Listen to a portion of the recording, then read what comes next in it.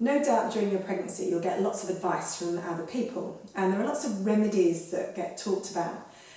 Some of these are probably not going to do anything for you at all, but there are a few that are worth mentioning, so I'm going to mention them here. Do they actually work, these things?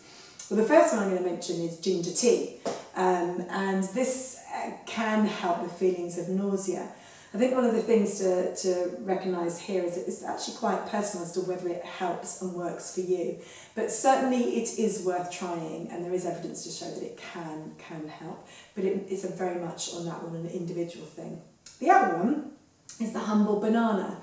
Now, bananas are really interesting because they can do two things for you. If you're feeling very low, they're quite a reasonably quick form of sugar, so it's a healthy way to try and up your sugar, your blood sugar levels instantly if you're feeling that very kind of low level.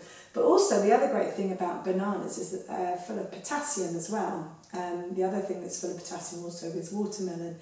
And so that's really useful because often when you get cramps at night, it can be because of a lack of some of these what we call micronutrients. So that's why eating bananas may be a good thing. So eat your bananas, so that's really good. The other one that we hear about a lot is prunes. Do they really work? Do I have to eat prunes? Well, actually, this little prune here, there's research to show that they can be really useful, or you can have prune juice. You don't actually just have to have the prunes. There's research to show that that can really help with constipation.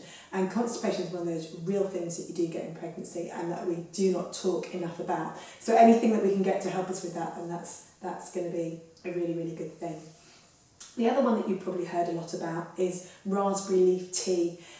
This is supposed to potentially help you bring on labour.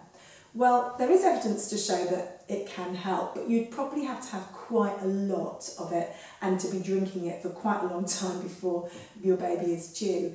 And there is a word of caution with that as well, and how much of this kind of thing should you be having. So if you were going to have raspberry leaf tea, I would actually just talk to your doctor before, because obviously if you have a history of miscarriage or any medical conditions, then it might not be the right thing for you, but there is evidence to show that it could potentially work.